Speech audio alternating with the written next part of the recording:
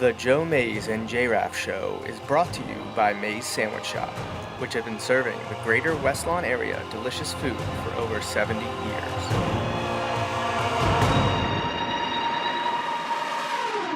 You are listening to the Joe Mays and J-Raff Show. Boring. A weekly podcast about sports since 2011. Don't you ever get tired of being wrong all the time? With a focus on football. Second and goal. Pass. Got it. Touchdown. This guy has had some year. Al, I've got to tell you, in a pressure situation, I don't know if I have ever seen anybody be better than Matthew Stafford and Cooper Kupp. Wow. What a drive. 4th and 1. Burrow trying to keep it going. Gets spun down. Gets it away. And incomplete. Rams now running down to celebrate with a defensive play. And guess who? Of course. I mean, you don't even have to think about it. Pointing to the ring finger. When everything was on the line for the Rams, yes, we know it was Aaron Donald. But the Rams were built to win the Super Bowl, and they have sealed the deal. Now, here are your hosts, Joe Mays and Justin Raffoff.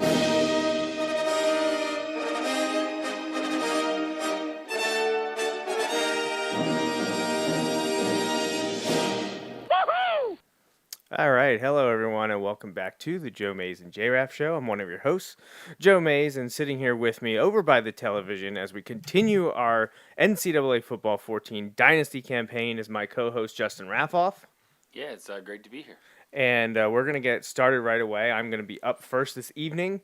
I do the offensive part of this Dynasty playthrough we're doing. Justin and I are year 3 with Florida Atlantic Owls, and we had been on a long winning streak dating back to year 2, but came up a little bit short last Sunday night in game 8 overall in our 2015 season, year 3 of the Dynasty campaign, and Justin and I are back in action on the road with our Florida Atlantic Owls at UTEP, who actually is 8-0 and ranked 5th in the country. So I'm going to turn it over to Justin back here to get our conversation started. We're going to talk about March Madness and, of course, as we always do, Justin, NFL offseason. There we go. So, again, I'll defer to you, and you can pick where we start. Okay, why don't we start with March Madness? That sounds good. Haven't seen the rating numbers come out, but I feel like last night's game between Duke and North Carolina Had to be huge, I would think. maybe the most watched college basketball game of all time. Like I'm just thinking, I feel like the conditions were right, for a mark like that. If not, and I say that without knowing what the most watched college basketball game was. You know what I mean? Right. And sometimes those numbers, just based on maybe the way they calculate them, all kinds of issues, maybe there can be an old game that is really up high there in terms of ratings. But I know we tuned in, and we were watching the whole thing, and it was just kind of crazy. It was a great game. Yeah, was it 81-77 North Carolina won? Yeah. I was kind of pulling for Duke. I was definitely pulling for Duke. But at the same time... For multiple reasons this time. Yeah, I'm sure. But, it was just unbelievable to just kind of see, man, some of the shots that UNC made down the stretch. Like, that three-pointer that pretty much iced it. What a shot. What a clutch shot. What an exciting game. Back and forth, high-paced. We saw a number of games in this tournament that were, 48-45. Yeah, there were a few interesting ones. So cold shooting for sure. So UNC did not shoot well in the first half, shot much better in the second half, and that was the difference. So, not to jump ahead, because I know we'll probably want to touch on what happened with Villanova, but how about the injury to the UNC player? How badly do you think that'll impact them against Kansas? I bet. So I think it'll impact him. I think he's going to play, but I don't think. So yeah, it's interesting. I heard before the Duke North Carolina game last night, somebody was saying they thought that They thought Duke had the best player, UNC had the best starting 5, and that Kansas had the best 8-man rotation, right? 8 deep in terms of the players who play. They felt Kansas was the best. Yeah. They felt Carolina was the best through their starters, and they felt like Duke was the best, as in had the best overall player. Okay. I want Kansas to win for multiple reasons, but cut it outside. I think Kansas is set up to do very well. I'm hopeful that they do very well. They handled their business against Nova, man. Whew. Yeah, Nova was a little shorthanded, but Right. Nova was shorthanded from the start. They only played 6 guys, really play 6 guys, and one of them tore his Achilles in the Elite 8 last weekend. So that was pretty much the end of that. And honestly, Nova hung with it, which was amazing. They played really hard, really well. I feel like at their best, I feel like Kansas is one of the best teams in the country. What you see from Kansas is inconsistency, and that can be a little tough. But they've been on a roll. It'll be interesting to see if they can be on a roll. Man, they shot really well. I think they started 7 of 10 from 3-pointer. In the game against Nova, that's right. That's really hard to defend. Pretty good. Yeah.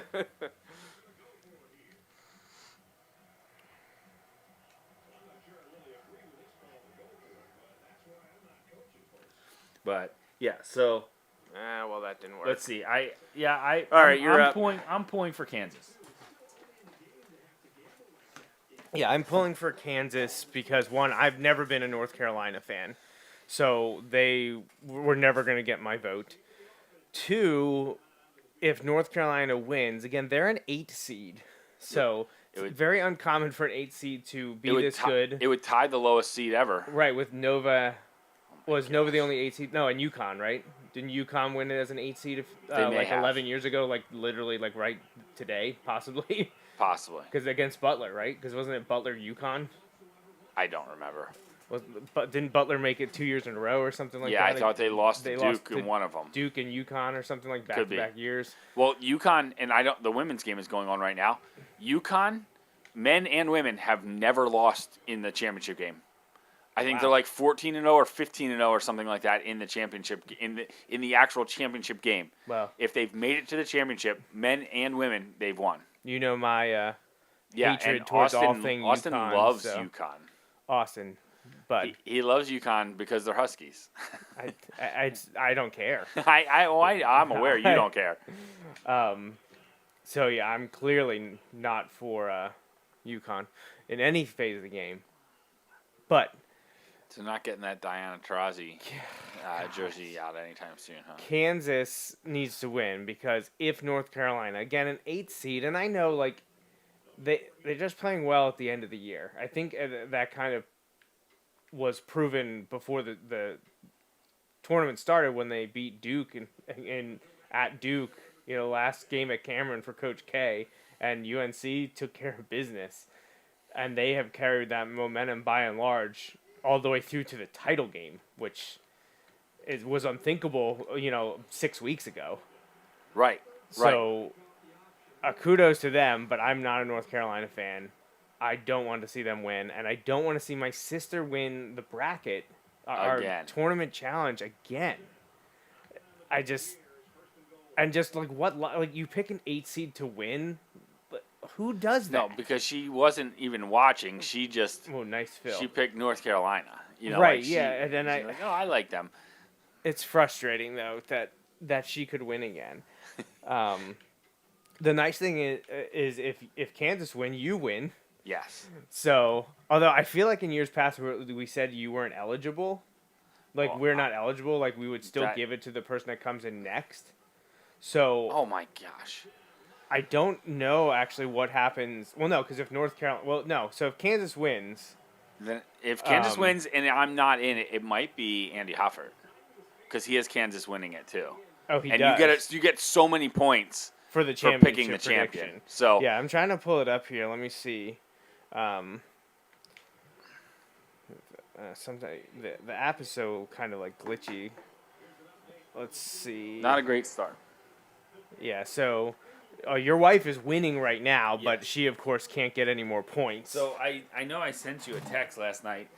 She was not amused by my constantly kind of turning around and being like, "Relax, it's just a game." Like, don't get me wrong. Like, I wanted Duke to win, but I was not all that emotionally invested into it. Like I was like, okay, Right. like in part because I knew a number of people had picked Duke to win, and as did I. I had Kansas beating Duke as my championship game. So I think you get 320 points right.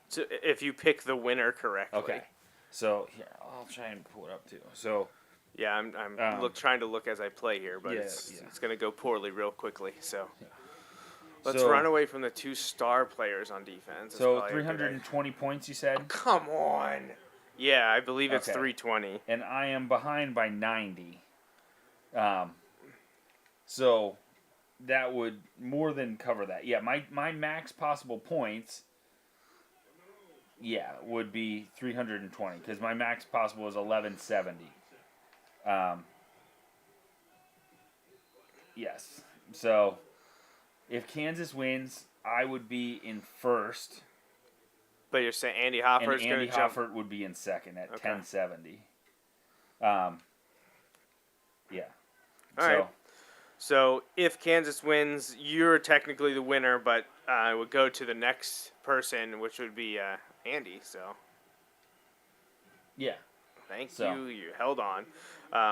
If Anyone else have Kansas? I don't think so. Let me double check. I don't think anyone does. No one else does. So I actually rebounded very well. I ended up I'm in 10th, and I don't think anyone can jump higher than me. And at the beginning, I was down in the 50s. Right. So I But definitely The got. key is like if you have those finals teams, then you can do that. So out of how many brackets are entered in ours? 50 some, you said? 59. Right, 59.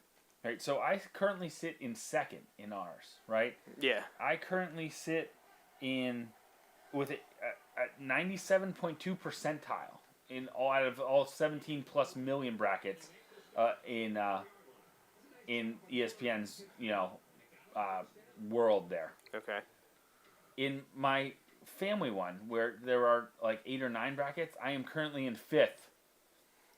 With the same picks. The same bracket is in 5th.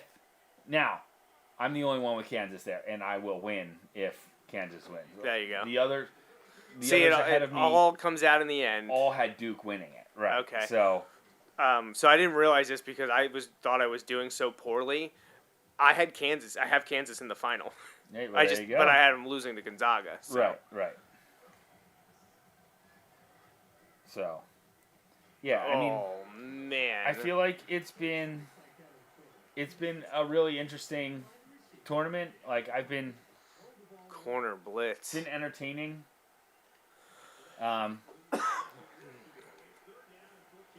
Here you go. This is a stat that now it's kind of weird for me to be rooting that this changes because of how I normally would root for Nova.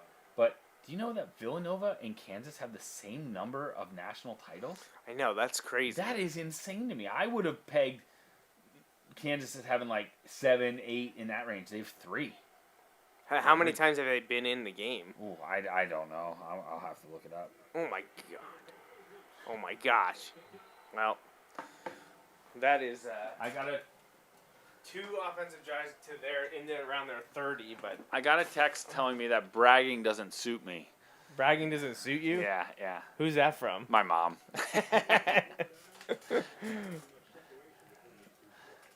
Well, But I mean- I am sure if she was in first place, that it would be more than one text at this point telling us to talk more about the brackets. Well, she was doing well. Oh. Uh-oh. Uh-oh. Are we running low on batteries? Do I need to make a pit stop? I don't know. What's happening? No, I think maybe my thumb slid off maybe when I was okay. trying to catch him. Your mom did really well in the bracket, I think. Didn't she? I thought she had done well. I don't know. Well, here, I'll just run through where the standings. So the standings entering the final game in the Joe Mays and J-Raff Show ESPN Tournament Challenge has your wife Jamie on top, You next, but with Kansas still alive. Then Jason, who celebrated his birthday last week. Happy 40th. He had Villanova, though. Then my sister, Jason's wife, is in 4. That's funny. It's It is the funny. 2 of you and the 2 of them. That is funny. Then Andy, who you mentioned, he has Kansas, so he has the potential to end up winning this, coming in behind you. But he would be our winner then. Then Logan, Corinne and Jason's Yes. son. Then Natalie. Then Isaac. Then LCD, Brandon Doms. He was a winner. I believe he was leading after the first weekend of games, or the first, like the kickoff of the 64. I believe he was the winner after the Thursday Friday games the first week. Then it's me. Like I said, I rebounded nicely. So that's our top 10. I'm trying to look here at a few others that people would be interested in. Kelly is in 21st. Your second one's in 22nd. There, your mom's in 24th. John Rogers is in 24th as well. My Uncle Rich, 28th. Your wife's second one's in 28th. Tied with Matt Ginter. Oh, there we go. My mom's in 34th. My dad's has 2 tied for 34th. He had Arizona and Gonzaga winning. And then I believe down at the bottom, somewhere around here, yes, Haley is in 51st. She went with Chattanooga. Okay. As I've told some people, after I asked her a few games in the round of 64, the matchups, she decided that she would pick based on which team name was funniest to her. So Chattanooga was the one that got it, and we heard Chattanooga a lot after I asked her to pick. And Austin is in 48th. He went with UConn. There's the UConn connection, like you were talking about. So him and Uncle Rich went with UConn in the men's tournament, thinking that they would come through like they have in the years past. But it's been fun. I feel like I don't want to say it went exactly how people expected, because North Carolina has an 8 in there isn't what people would expect. But otherwise, it was, what, 2 1s and a 2? But I feel like what you hear, they always talk about, hey, yeah, last week you gave me a hard time. I know, right? Where they talk about, and again, this is talking heads saying it, but what do you want out of a tournament? I want some upsets early. Well, check. And then I want blue bloods in the finals. And then that's almost... And what did you get? Upsets early, blue bloods in the finals. And here, one of the blue bloods is an 8 seed, so you have a bigger storyline. Right. Oh, and you had the Coach K stuff. Right. So, you couldn't ask for more, and I'm sure the ratings will be out of the, through the roof. You would think, yeah, you would think. But, yeah. And, man, what... I know it's different because it was on TBS and Turner stuff last night, but the really strong ratings for that stream of programming, going into the Masters next week, and then Right. Yeah. So. Yeah, a lot of things for them to capitalize right now. So that game's tomorrow night, right? Kansas against. Yep, tomorrow night. Tip-off won't be till 9 something. See, that's dumb. Yes. That is so stupid. Yes. Tip-off should be at 7:30. Right. Like 8 o'clock at the latest. Right. You can't. You're telling me that's a good idea? What, dude? Can we block the linebacker that's just sweeping through? We're like we've become like the Penn State offensive line. Which for those who that's not good for those of you that may not know. Did you see the stat that they were talking about this week? How Penn State, I think it was technically a running back stat, but I mean it gets associated with the offensive line too. That they were the worst team in Division I football for yardage after contact. Yeah. Oh, where I saw it was Audrey's write-up in The Athletic. Well, I saw the tweet about it, I think, referring to it, which was linked to the article, I think. Where she, I think one of the coaches was saying it in practice to them, every rep. Trying to give it did it for me there. Trying to give, that extra motivation, which, hey, sometimes I mean, we'll take what we can get, but frustrating. Very frustrating. Both Penn State and this game is frustrating. But Yeah, so March Madness has been fun. Always appreciate getting to play the tournament challenge and fill out brackets. It's a lot of fun. Um, Ended up doing okay myself. I was looking bad at the beginning, but rebounded riding the Kansas wave there. But at this point wanted Villanova Duke, and I got the exact opposite. So, but that's NFL. I know things happened this week, but now I'm trying to recall what they were. What were the big things that happened in the NFL this week? Well, recently, the Dolphins traded Devontae Parker to the Patriots. Yeah. Which, what is that about? Like that, Not I a understand fan, not a Miami fan. had given out a lot of money recently, and they wanted to get closer to cap compliance or have some wiggle room for other moves or future moves. And they ended up getting, I think, a third-round pick, but not till next year. They got a fifth or sixth rounder this year and a third rounder next year. And Devontae Parker, I don't think, ever established himself as the guy that I had hoped he would be when they picked him in like 2014. I paused it because they says they're going to punt. I don't Okay. know that they are. It's 4th and inches at the All right. 37, but You saying I should watch for the fake? Yeah, I would maybe go like punt Like a return s- safe or something. Okay. I'm confused by the trade within the division when it's a team that you're literally competing with. I mean, it was one thing if either team was seen as bad and rebuilding, but both teams are expected to challenge for a playoff spot this year. Yeah. So I feel like if you were going to trade him to New England, you needed to And get more than what in, you got. In theory, the same playoff spot this year. Right, yeah. Because I feel like, I'm not saying you can write it in Sharpie, but like the Bills should win the division. Yeah. Like, and that would essentially mean, conventional wisdom would tell you that the Patriots or the Dolphins would be fighting for a spot. I mean, they could both get it, but, you would imagine that they could be fighting for the same spot. And right. Yeah, it just it's surprised not like me. it's not like there's bad history for the Dolphins in letting guys go, like No, receivers not at all. going to New England he's and back becoming. with the Dolphins right now, so I don't need your negativity right now about Wes Welker. Oh gosh. He is their Dolphins wide receivers coach at the moment. So. Yeah. But I mean, I've definitely come around on Mike McDaniel just because of what the players have been saying. I agree. He was not my first choice. He wasn't honestly in my top 5. Right. But I said this last week. I would much rather be proven wrong than proven right Hey, about that. Hey, I've been there, and with Doug Peterson, man, like I wasn't sold on Doug Peterson. I wasn't like full anti Doug Peterson, but like I wasn't sold on him when they made that hire. And honestly, the Eagles tried for a couple other guys, and were kind of left out in the cold on that one. And he got them where they needed to go, man. Now it went south, but that was complicated and not just his fault. But you know how that goes. Coach is the one taking the blame, especially in Philly. Right. But like it worked. It worked. Like you need a guy who can maximize the weapons in Tua. And who's the defensive coordinator? It's the same guy. Okay, that's what I thought. Shoot, what's his name? Josh Boyer, I think. Right. So like I think some of the trepidation there from Dolphins fans is they believe Flores had a bigger impact than Boyer did, and they thought when Boyer had more of a hand in it, the defense wasn't as good as when Flores was in control. But that's fair.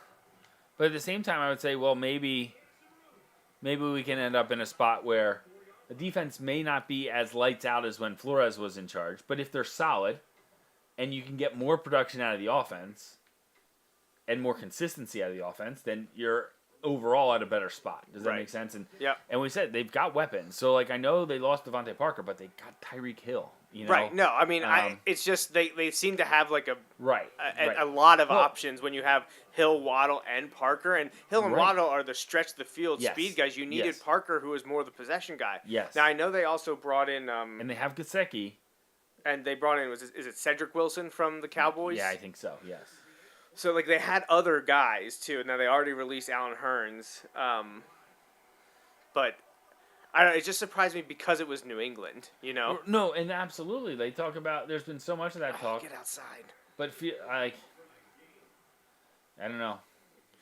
So I just as long as it doesn't come back to bite us like that, Right. like that, Right. that will be a like tough as one long to as swallow. he's not like putting up Pro Bowl numbers. Or like he You know, scores the touchdown in the game gosh. that knocks us out of the Yeah, playoffs. yeah. That like that's just that. There he is again. How hard is it to pick him up? Hard apparently. Apparently, it's really hard. He's blocking. Oh, Like, great! He's blocking like Now our Heisman running back is injured too. he's blocking like Connor Williams. He better not.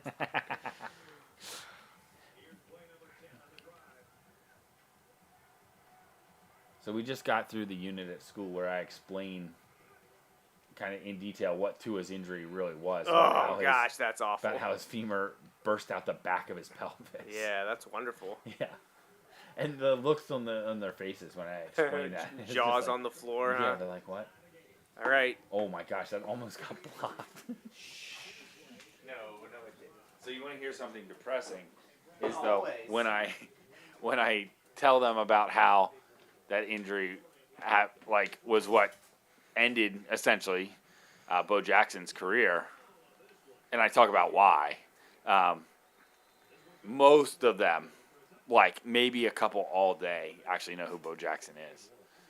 They don't know who he is? Most of them do not know who Bo Jackson is. I have some, but most of them don't know. Tecmo. Yeah, exactly. All right. The last now- great 2A player.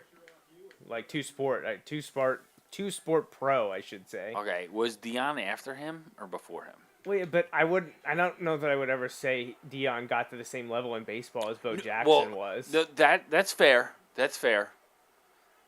Because Dion was I feel like Dion was almost more of a novelty. Do you want me to use a timeout here? 3rd and 7, or wait and see? Did they? No, they didn't. I might want to wait and see. They may Wait and be see going what fast happens anyway. here. Yeah. Because then you're going to give them ammo if they pick up the first. They're going to give them more time. All right. Running back's only out for the game, not for weeks of the season, so we're good there. Oh, they're playing it safe. All right, now take a timeout. All right. Yeah, so I don't know the full list of multi-sport professionals out there, but obviously Michael Jordan tried it. But Bo Jackson and Deion Sanders were the big ones. But I feel like Bo Jackson was at a relatively high level in both sports, Yeah. comparatively speaking. Yes. Whereas Deion made it in pro baseball, but right. never was like a big thing. He was a big thing because he was a big name in football. Right, and he had big moments, but like Bo Jackson was, and again, it didn't end up that way, but he was Hall of Fame caliber in both. Right. You know, like, man, And how then that unfortunate. injury. How insane would that be to be in both Hall of Fames? Oh, come on. You had it. Come on. But yeah, so that was some of the big NFL news. I feel like there was another trade or signing or something that happened. Bobby Wagner went to the Rams. And It is and frustrating, Kirk. It is. So, like, I understand. Like, I felt like 2 weeks ago, everybody was like, "Oh, tough time for the people who are like Cap doesn't exist." After the Chiefs traded away Tyreek Hill and what was the other wide receiver that moved that week? Oh, he dropped it. There were a you couple kidding me? like wide receivers that had to be let go. And I'm like, yeah. And then the next week, the Rams signed Bobby Wagner. You know, like. Yeah. I'm like, Right. yeah, no, it's not. Like, because the Chiefs don't have to let Tyreek Hill go because of cap space. They let him go because he wanted to be the highest paid wide receiver. Like, not just, oh, man. All right, kept him to the 34. All right, here we go. So you just have 40 seconds until we go to overtime, unless you can pick him off or something. Yeah, one of those pick sixes would be awesome right now. Yeah, I feel like there was more news this week in the NFL. I feel like there was something else besides Devontae Parker and Bobby Wagner. I feel like something else happened. I was like, oh, we'll have to talk about that on the show, but now I don't remember. Oh, Bruce Arians.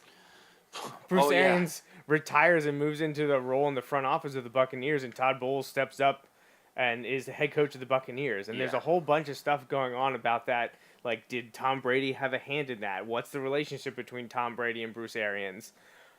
I know, like, we are full on board, like, by and large, at least up until the last 2 years or so, the anti-Tom Brady train in terms of, like, him, not as a player. We all know that he's the greatest. Like, we've had this discussion. That's old news. But, like, we never were, like, fans of Tom Brady, not football player Tom Brady. Right. Just like him. Like, he just kind of, like, he just rubbed us the wrong way. And I'm sure his massive amount of success has something to do with it, you know? But just his attitude and demeanor, but whatever. Like, over the last 2 years, I feel like we've, like, warmed to the idea of how Tom Brady has carried himself. And it probably helps that he's not in New England. Right. But there's people that want to make this Arians retirement and move on have something to do with Brady. Right. And the thing I have, like, I get that some people are like, oh, they didn't get along as much. And I think there might be something to that. But I also feel like people are picking and choosing what they want to emphasize to make that point that, like, Brady wanted Arians out. Like, I feel like that is they're picking and choosing the evidence they want for that. Right. So, for example, like, people are overlooking the fact that, now this is going way back, but Arians stepped down from a number of jobs, you know, including the job. And I'm telling you, have you ever seen the Football Life? I've seen a few of them, but not the Bruce Oh my Arians gosh, one. it's good. So Bruce Pennsylvania Arians, guy. he's from York. He was at Temple, and it talks about how, like, he almost, like, had a breakdown. Like, he almost had like serious health issues because when he was at Temple, he couldn't delegate. Like, he had to do everything, and so because of that, like, he ran himself down into the ground. Right. Well, he became.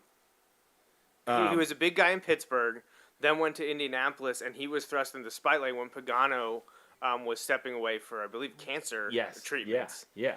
And then he went to Arizona, had Right. success there, but then stepped away for, I think, personal health related. Right, because he's had, he's older, not old, but he's older, and, like, it's just one of those things where, like, okay, but, and again, not that we need to go down that road, but Bruce Arians has been very intentional about, like, being public about how he's made staffing decisions over the last couple years.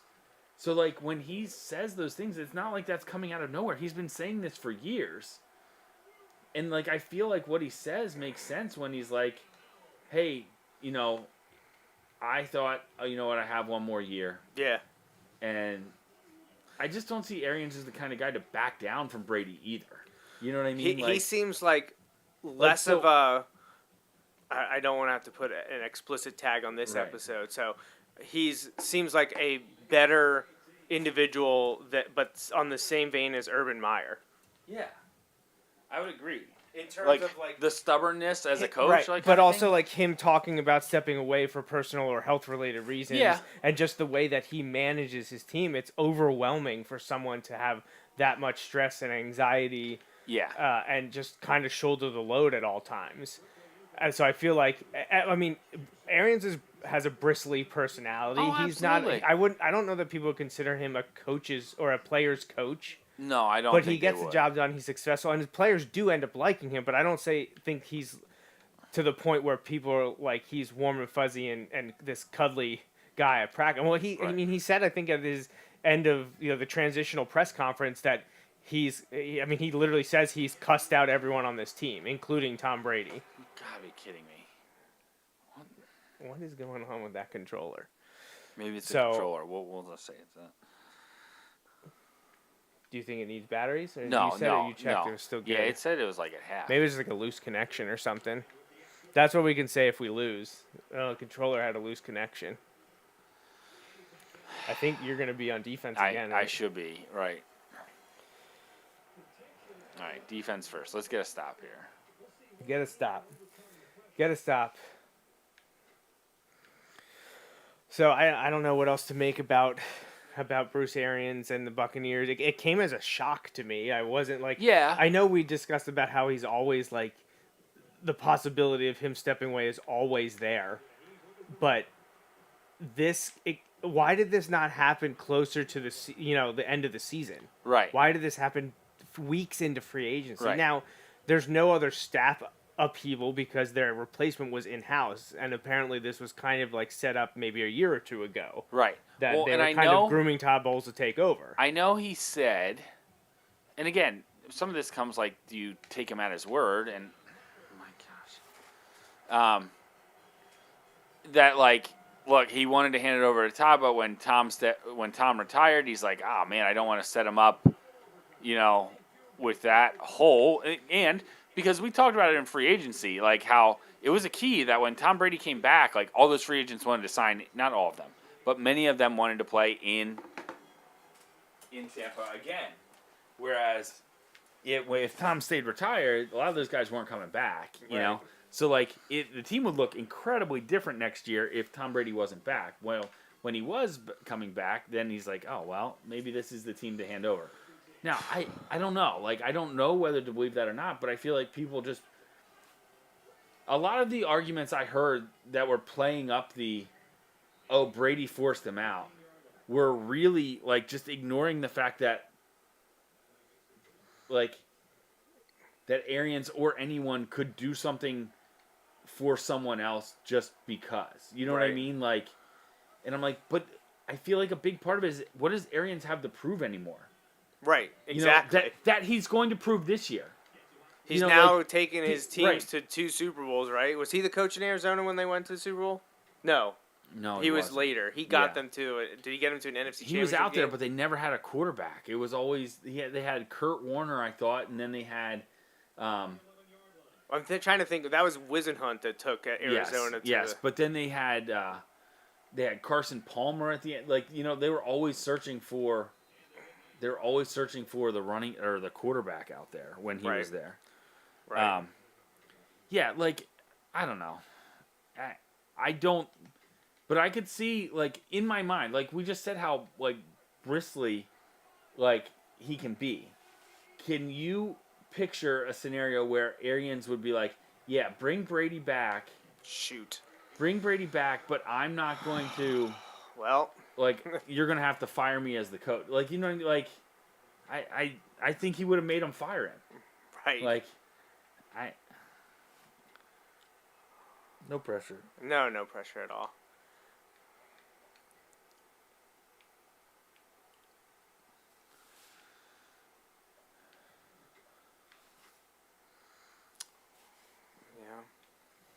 Also, what we needed, our first game going into double overtime. Hoping for triple overtime. Throw the ball! Are you kidding me? Throw it, hitting the button. Cool. Well, that's just fine and dandy. Things just keep getting better and better. Oh, good. We just... Yeah.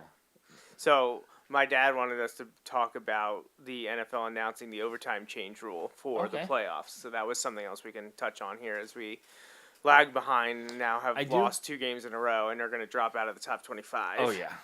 I do I understand where they're coming from with the new rule. I don't like having 2 different rules for the playoffs and the regular season. I just do one thing. I know that's the case in hockey too. Yeah, I was just going to ask you, how do you feel in hockey about it? I don't like the shoot. I hate the shootout. That's not like the same thing in soccer. Right. I don't. Right. You don't end anything in a shootout. What does that just prove? It's 1-on-1. This is a team sport. Right. Well, how about this is really getting sidetracked? But how about that shootout that determines who goes to the World Cup? Yeah. And Mohamed Salah is there, and the green lasers are all over his face. Like, oh my gosh. Like, what a joke that is. But that's a whole different topic. But so now, are we now out of the running possibly for a conference championship? Possibly. Because there's 2 conference losses. Yeah. Oh, that's not good either. We've lost to some of those big teams, but we've been really good in the conference for the most part. Yeah, we had that really bad game against Marshall. Do you remember? Yes. That was a conference game. They smoked us. They smoked. That was the first year, though, right? We started 0-3 And we finished the season 7-6. Yeah. Now this one we started 7-0, and now we've lost 2 in a row. And beat Georgia. We beat That Georgia was- at Georgia and came back from a 14-point deficit to do it. We're really hurting Georgia's BCS ranking. Yeah, so the overtime rule was tweaked, and I don't know specifics. I just know that the overtime in the playoffs guarantees both teams a possession. The only way for the first team to end the game is to score and get a 2-point conversion, I believe. No, Oh, that they was what the can't? Titans wanted. Oh, that's But what they wanted? That's what the Jeez. Titans wanted. But no, like no matter what, the second team gets a possession now. And somebody said, so what is dumb though is that it doesn't actually change it. All it does is delay Right. sudden death. It's sudden victory, Justin. You can't say sudden death. Sorry. I kind of like, and this has grown on me, the one where like you can pick to spot the ball or possession. So for example, like I could say, all right, put the ball at the 1 yard line, and then it would be your choice though. Then you'd be like, all right, I want the ball.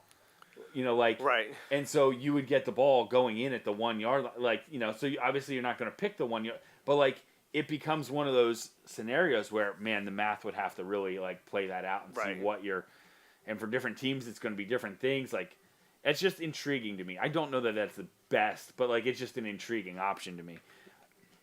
I don't just want like- them to play another 10 or 12 minute quarter. So here's the thing that somebody said this week, and I was like, you know what, this is kind of it. Somebody's like, what you need to do is get over the idea that the NFL, all right, we're playing at Rice. that the Are NFL they- at all cares about 0-9. maintaining football. This is an entertainment business, and they're going for the best. They're going to design the rules for the best entertainment. And I was like, as much as I hate that, like I feel like that's actually accurate. Like I feel like, and I don't know.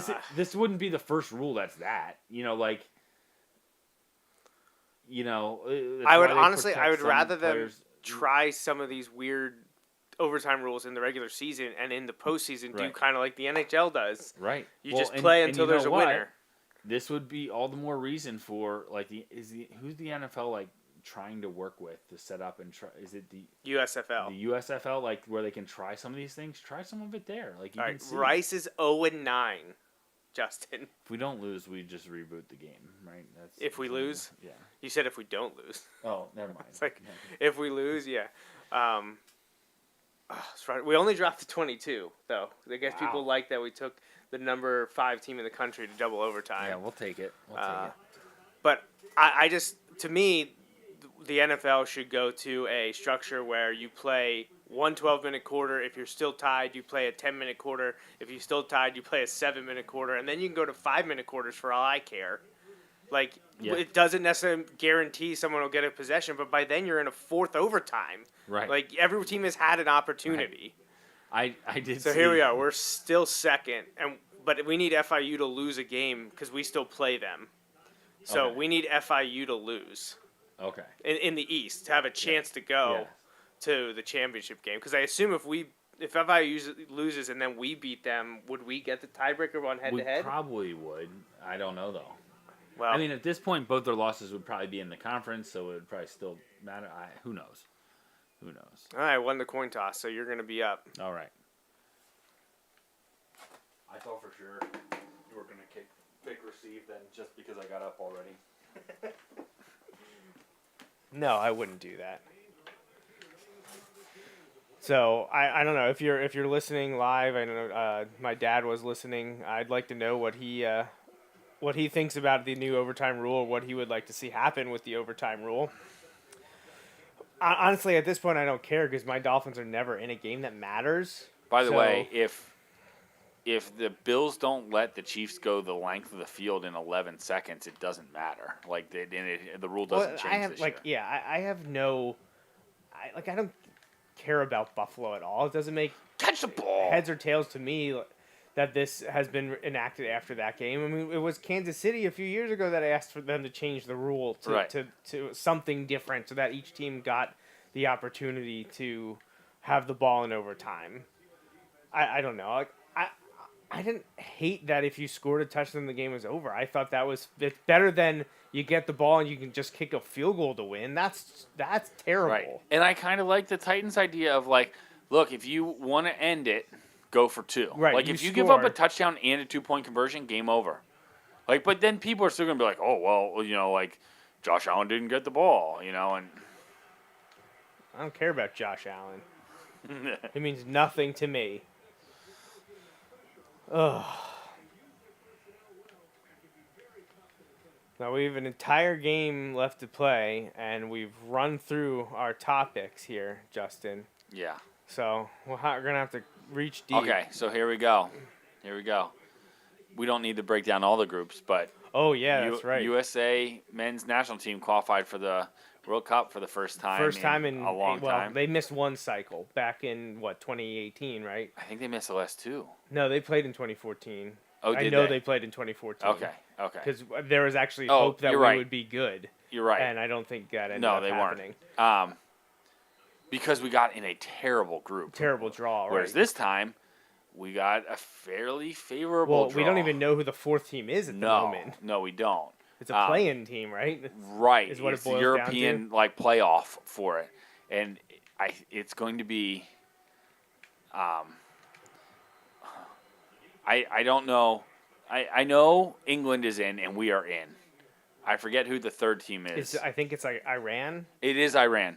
And then it could be Ukraine. Someone said they're going to nickname it like the geopolitical grouping. Oh boy. Or I think it could be Wales or something like that. Ah, okay. That'd be interesting with England in our group. Right. So, and we play. I love this timing. We the first game is going to be the Friday of Thanksgiving weekend. Yeah, I saw So that. we play England most likely. I think that weekend. That's really cool. It's too bad this wasn't a summer World Cup like they usually are. So Play that at we 4th of could July. play on the 4th of July. How amazing would that have been? Only thing that would have made it better if it was in England or the United States. Oh my gosh. But the United States hosts or is a co-host of the next one, correct? Yes. In 2026, because Yes. that's also the. Can you even say what 250th anniversary is what I'm going to call it? Because it's like sesquis. I'm not even going to try. Yeah, I can't say. I don't But even Philadelphia is trying to host a whole bunch of things, not Yes. just possibly World Cup Yes. games, but the Major League Baseball All-Star Game. Right. I think actually multiple All-Star games. I think is they're what gonna. they, I think they're should gonna have put in handed for off. all of the All-Star games that year. Right. Now they may not get them all, but they're gonna put in for all of them. Baseball, hockey, and basketball, because we know the NFL is not going to play in Philadelphia in February. They should. Like they wouldn't play a Super Bowl in New York in February, right? Or Detroit or Minneapolis. Hey, Minneapolis, that one worked out great. I'm not talking about on the field results, Justin. Oh. But yeah, so World Cup isn't until November. Right, because And it's the in championship's it's, on my because birthday, it's in, actually, in because it's in December. Qatar and like it'll be 120 degrees, and so they can't play in the summer. That's why it's in the fall. Or Hey, this end is of a the sport fall. of endurance. Now we're gonna find out who has that endurance. Yeah. Hey, he caught the ball. Didn't get the first down though. 4th and 2. Should I go? We're in our end territory. Do it. We're 8-2. We're on the 28. Can you get it? If you can get it, do it. Get it? Yeah, we're gonna go for it. Oh my God, he didn't get it. Whoops. Welp. That may have been a mistake.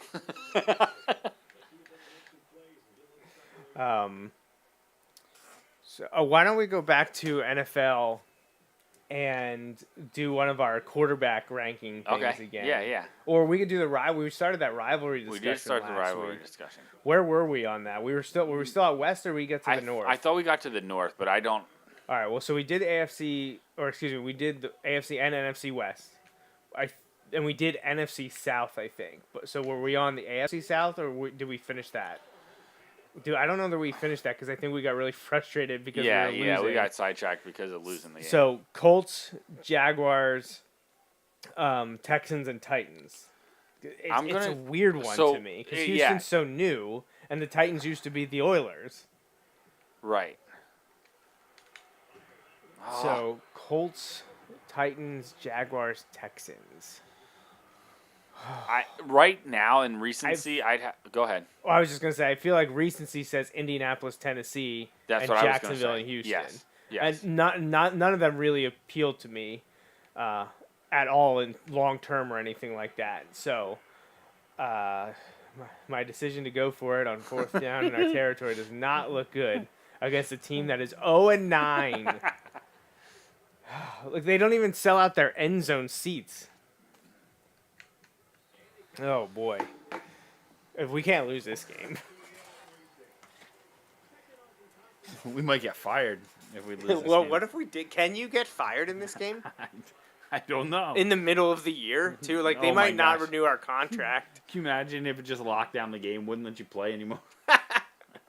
You have to, like, buy it again to unlock it. Yeah, oh my gosh. So, I mean, I don't really have much to say about the No, AFC South. yeah. They are what they are. Like, Right. They are who we thought they were. Yeah. So let's Right. do NFC North. Oh, I think we did get through the AFC South because I think the NFC Yeah. North we were like, this is a tough one because Yes. everyone could Yes. be considered a rival. Right. So I think I'm going to go with the Bears and the Packers. Yeah, we did, because I said I'm going with the Bears and the Packers. Right. You said Packers Bears, which leaves Detroit Minnesota. And Right, I don't disagree with that. I Right. think that's that's very reasonable. Right. It becomes interesting there because by like the self-established thing where we're like a rival has to be where both teams say the same thing. I don't know that like I feel like for Packers fans it's going to depend on where you live. You know what I Right. mean? Like if you live closer to Minnesota, like True.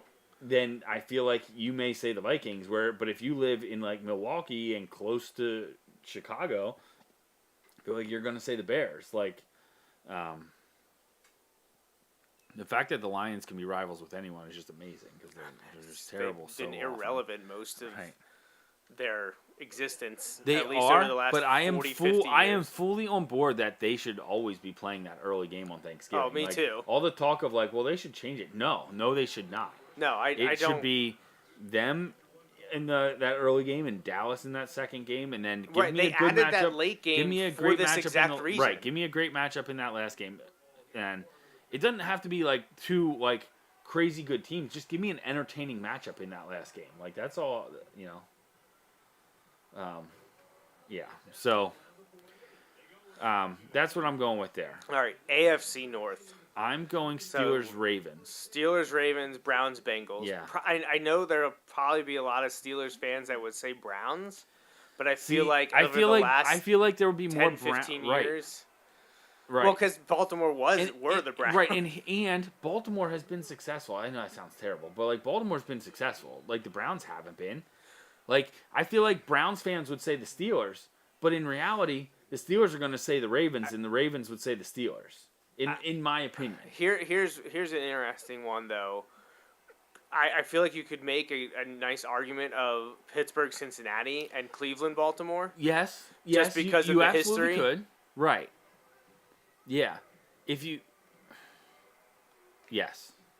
I would go with that. I mean, Especially, I'm not saying that those are my choices. I just think Right. you could hear a good argument about those as the rivalries. Absolutely. But I do agree. I think, at least in terms as an outsider and not a lifelong Steelers or Ravens fan, Right. because of the current competitiveness between the programs, Right. I would. That's how I would lean.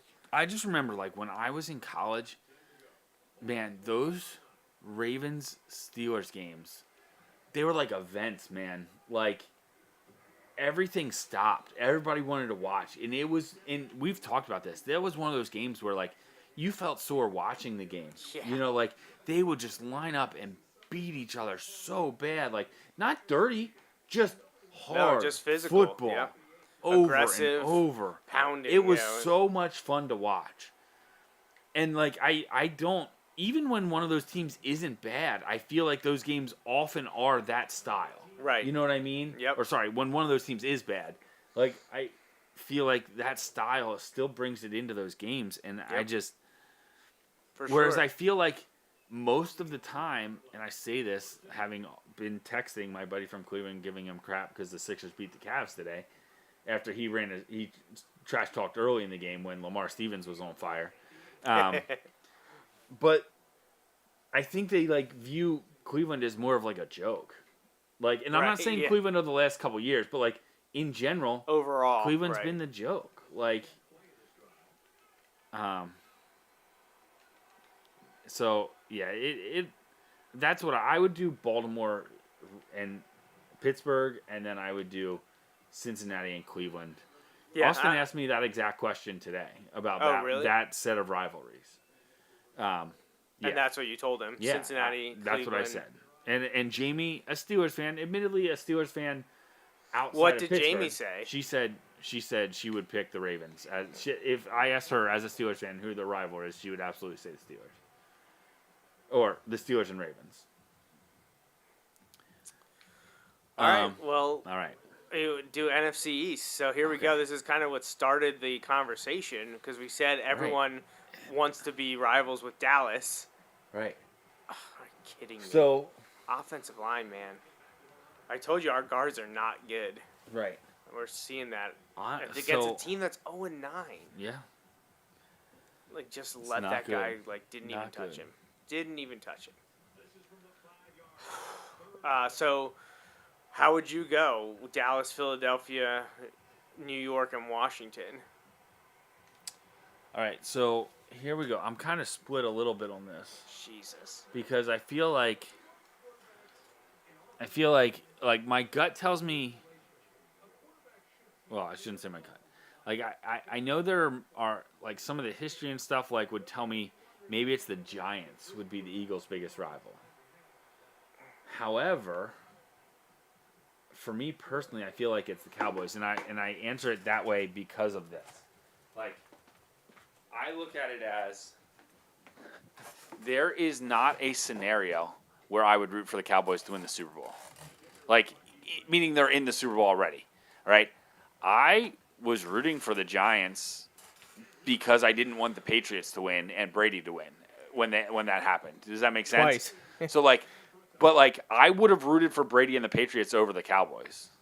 Like, I know that sounds blasphemous, but like I would never root for the Cowboys in the Super. Like there isn't a scenario that I can think of that I would root for the Cowboys over anyone.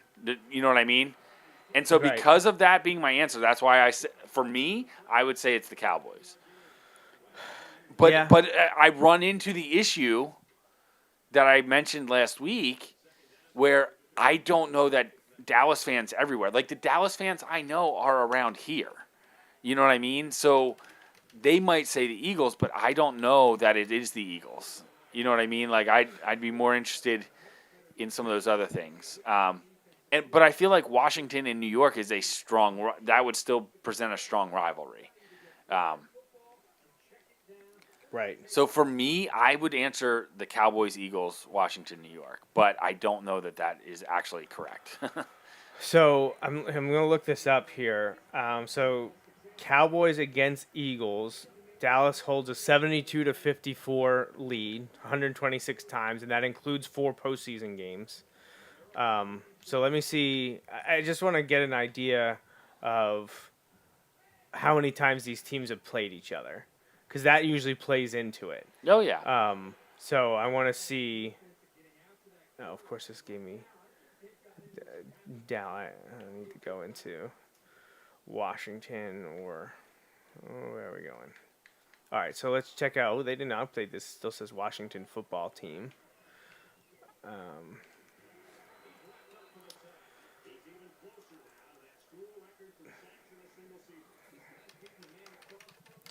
All right, so Dallas and Washington have played 124 times, with Dallas holding a 75-47-2 overall record. So actually, right now, Philadelphia would lead in that. Let's see where this comes up with against the Giants. Dallas and the Giants have played 120 times, with Dallas holding a 71-47. So Dallas and Philly have actually played more than against each other more than Washington or the Giants have. Well, there we go. Yeah. Proximity-wise, I feel like Philly should pick Washington or the Giants. But then one's Dallas is always going to be the long distance rival of one of the three. Right, because the other three are always so close. I guess for some reason, I want to do what you said at the beginning. I want to pair Washington and Dallas and the Giants this and the sounds Eagles. silly because I can't base it off this, but in the movie Invincible, it's the Giants and Eagles. You know, like Right. that. Like, yes, they don't like. There's rivalries all amongst there, but like that story, and obviously it's a movie, and that's why like I hesitate to be like, oh, in that movie, you know what I mean? But How about the one with Tony Danza? oh, the field goal kicking trash. Trash, yeah, that one. Are the Eagles the rival or the Giants the rival in that one? Dude, I it's been a long time since I've seen Have that you movie. shown Austin any of those? No, but I should look it up. It's probably on Disney Plus somewhere. It might be. Maybe not, but I feel like it might be. And I guess I also look at it. This is maybe breaking a rule that we didn't even create, but Philly, New York is a rivalry in every sport, where Philly and Dallas isn't. Right, it's only a rivalry In football. in football. Well, because in what other sport would Dallas be in the East? Right, yeah, exactly. I mean, I guess in baseball, it's not Dallas, but the Rangers. But like Atlanta was in the West for a long time. True, yeah.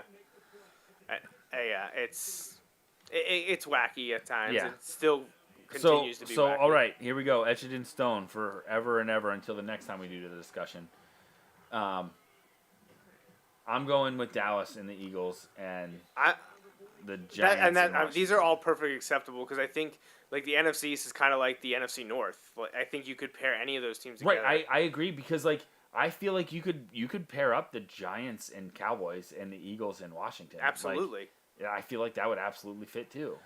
So, but I'm gonna go what we had initially discussed. I'm gonna say Philadelphia, New York, and Dallas, Washington. that works.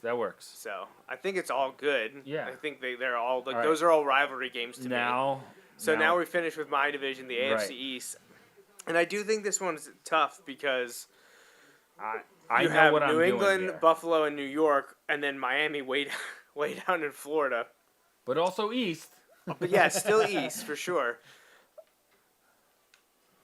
And as a Dolphins fan, I feel like all three teams want to pick New England as their rival. Yeah. But again, I go to what is it like in other sports, and that Boston essentially versus New York is bigger. So I want to say Patriots, Jets, and Bills, Dolphins. Okay, I hadn't thought of the New York versus Boston thing, but that's a solid point. That's a really solid point. I was going to go Buffalo against New England, and the Jets and Miami. I don't particularly know, but that idea of the New York versus Boston, that definitely, and to throw it on top of that, like you have the Patriots who reached all that success, and the Jets are the second football team in New York, Right.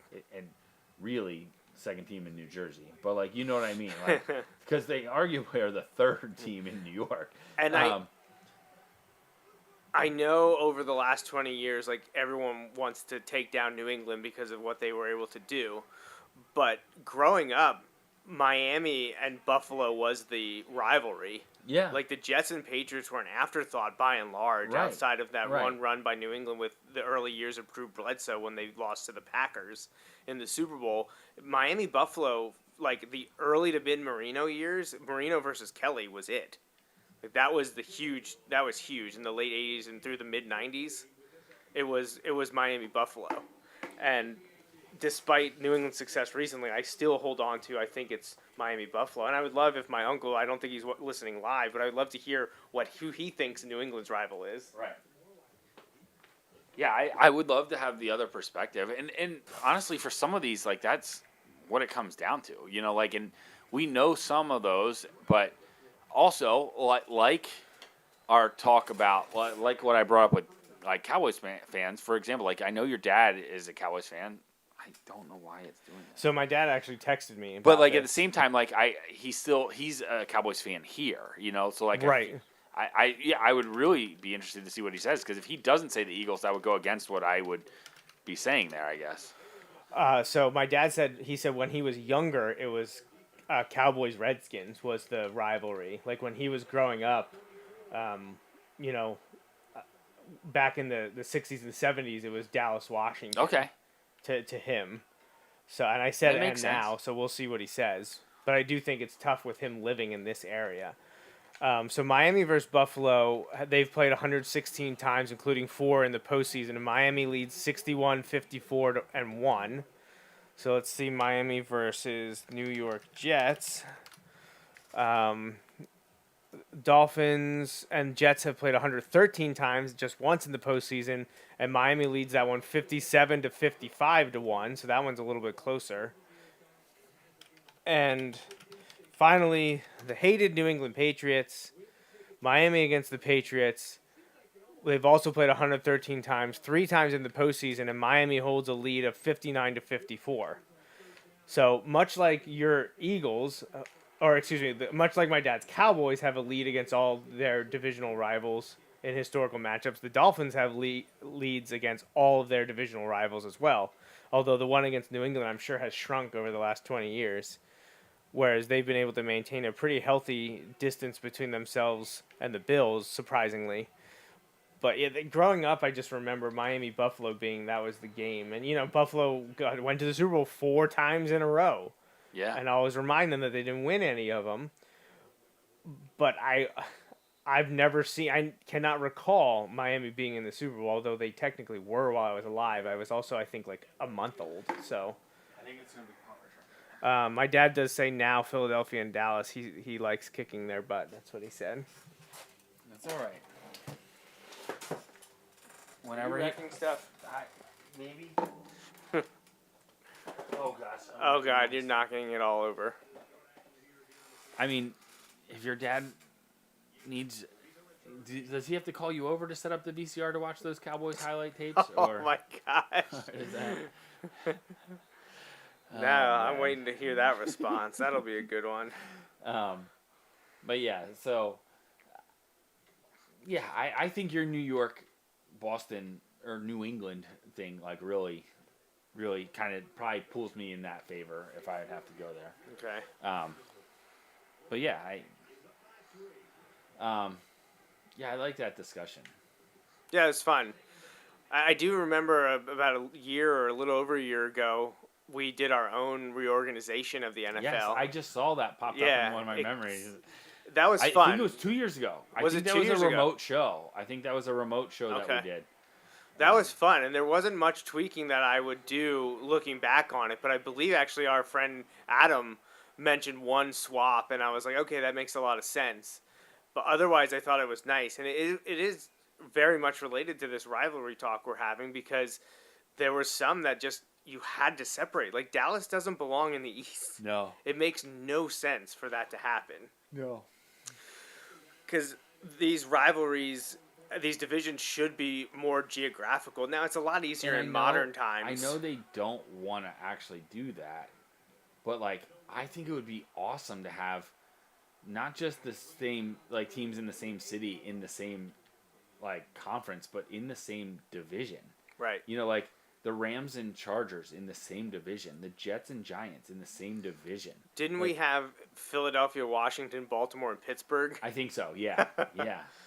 How that's my nightmare, actually. Having to go against not only your wife's team but also your mom's team. Yes, and then also friends from college. Oh my gosh, the trash talk would be nonstop. The friendships would be stopped. Yes, exactly. They'd just be ships. Oh man, yeah, I got that. All right, so here we go. Baseball starts this week. Yay! Yeah, the Phillies debut on Friday or Thursday? They are on Friday. Opening day is Thursday or Friday, depending on. I wasn't sure if they were they're Thursday and then off Friday and then they play Saturday. This is not one of those truly weird, where it's set up, because this was supposed to be week 2. Right. They're supposed to start this past week. So they just they didn't bump it Those back? games, Did they reschedule right, those games? They are going to reschedule those games, or they have been rescheduled. Okay. So the Phillies start with interleague play, though. Yeah, against Oakland, who's selling off everyone. The Phillies need to get off to a hot start. They absolutely need Two to out win of 2 three. of those 3, and honestly, 3 out of 3 wouldn't be bad. But knowing how the pitching is for the Phillies right now, 2 out of 3 will take. Right. Nola looked good today. The Good. bats look alive in spring training. When do we think we're going to see Wheeler at full strength? I honestly would say May? I would say don't rush him. Yeah, I would maybe set May when it's warmer. That's when I would try and get him out there. Try and hold your own until then, but we'll see. It's gonna be, man. I feel like they should be fun to watch this year. They might be infuriating to watch because they might lose a lot of 8-7 games or something like that. But I feel they could be scoring a bunch. Nice. I got the first. No more timeouts. So, yeah, the Phillies are talented on offense, but they're iffy Right. At pitching and below average, if not really bad defensively, at least based on past season metrics. Right. We know a lot can change. Just baseball's fluky. I feel like baseball is one of the flukiest sports out there. It's just a lot of crazy things can happen. So And I'm hoping that happens with the Phillies in a good way this year. where, like, if you had to put, what's your win total prediction for the Phillies? So the last few years they've been hovering around 500 or just below, I believe, like mid to high 70s, low 80s. I know last year or a couple years ago they were 80 and 82, which I believe I pegged them at before the season began. That's pretty amazing, by the way. Yeah, I got retweeted. I was like, why is this account retweeting me? It was one of the Philly fan accounts. I think it was the guy who every so often like live tweets the 2008 season, like game by game, just to like relive it every year. And he did like a preseason poll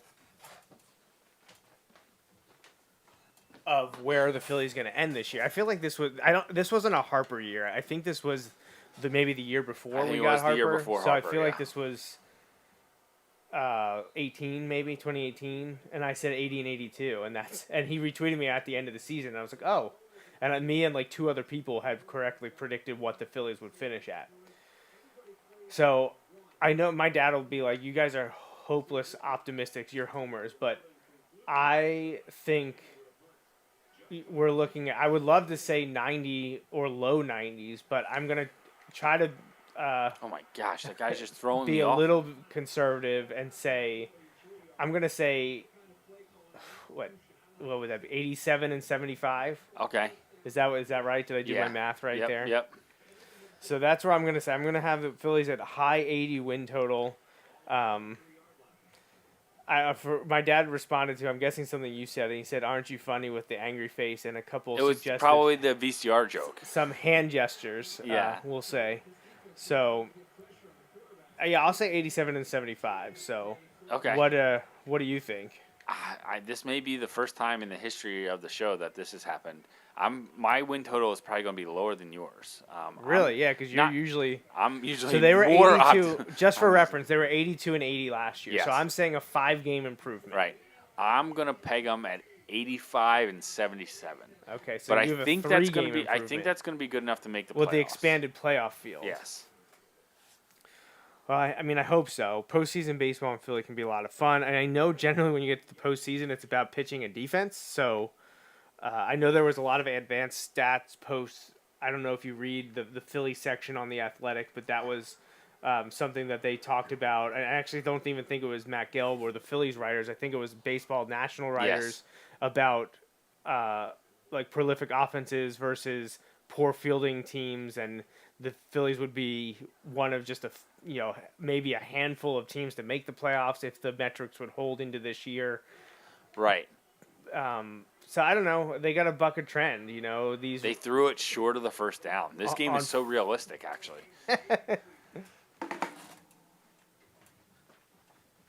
Yeah, I did see some of that stuff where they were just talking about how this, but like they also mentioned that like this Phillies team is like so into that like it's almost like you haven't seen this before. Like you have, but Phillies are all in on it, and hey.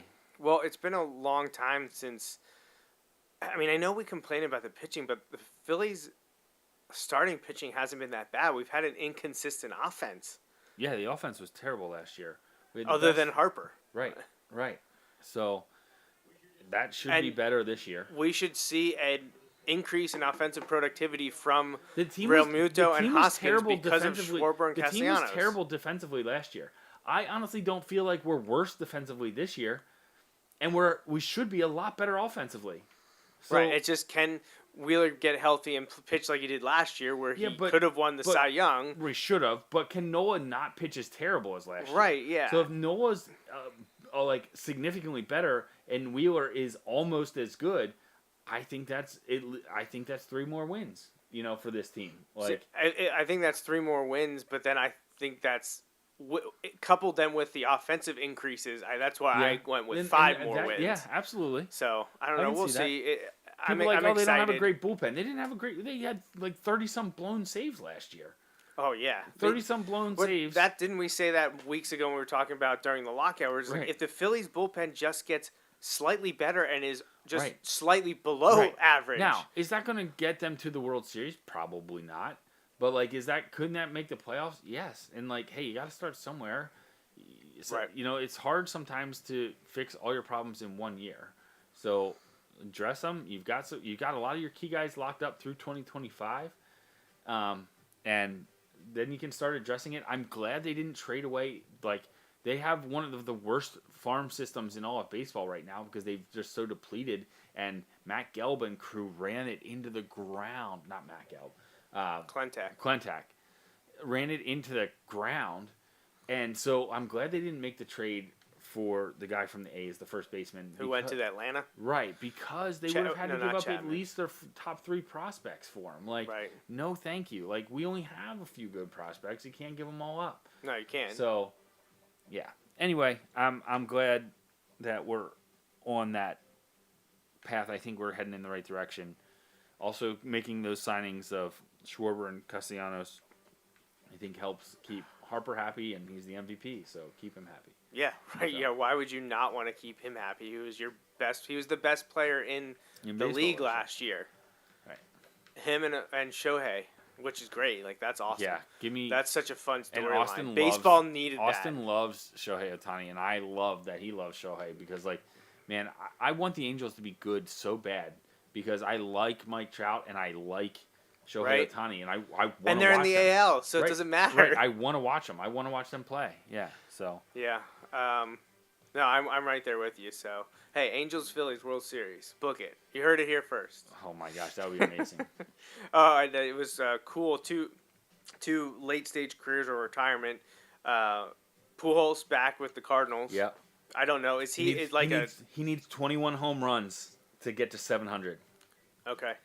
I don't know that he'll play enough to get there. Yeah, but he would need 400 some at bats to get there on last year's pace of home runs. I don't know that. Will he even make the team out of camp? I don't know. I mean, he will, especially with the fact that there's universal DH now. That's true. Yeah, he will. He'll make it. And also, just to end on the NFL note, Frank Gore signing with the 49ers to finally retire. Yeah, a one-day contract, which is actually the second shortest time that Frank Gore will have been with the team, considering he was with the Eagles by rumor only for 12 hours a few years ago. Oh, really? Yeah.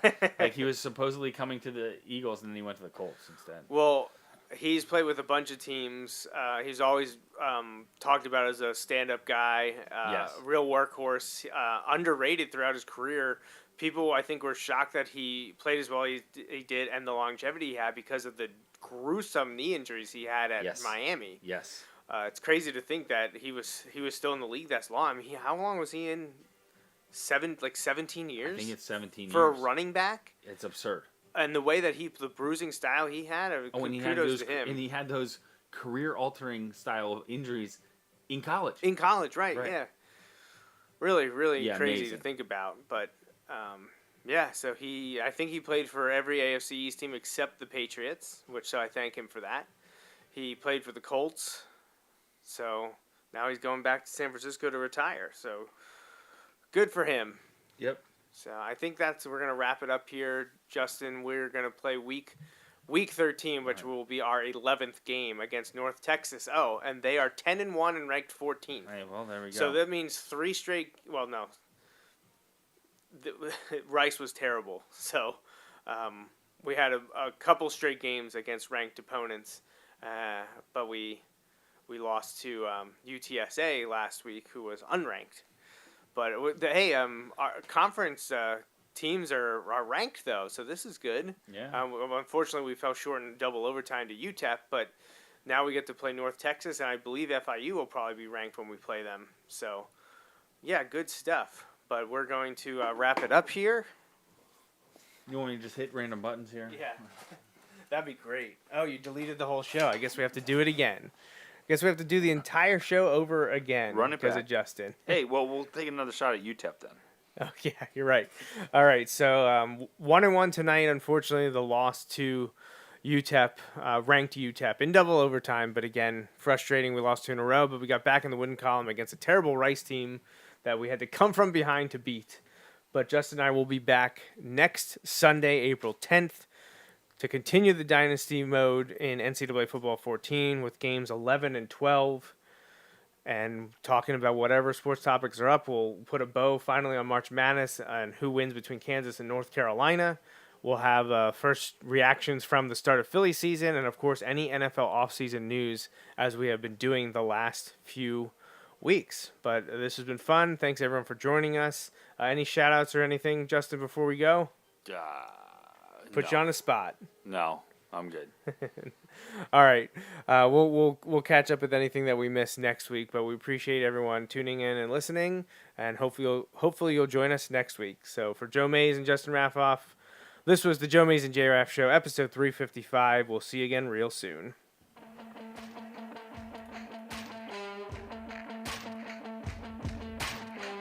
That's a wrap on this episode of the Joe Mays and J-Raff Show, brought to you by Mays Sandwich Shop. Woo-hoo! You can watch each weekly episode live on Facebook, Periscope, or YouTube. Be sure to like, follow, or subscribe to the show on Facebook, Twitter, YouTube, SoundCloud, Apple Podcasts, and Google Play.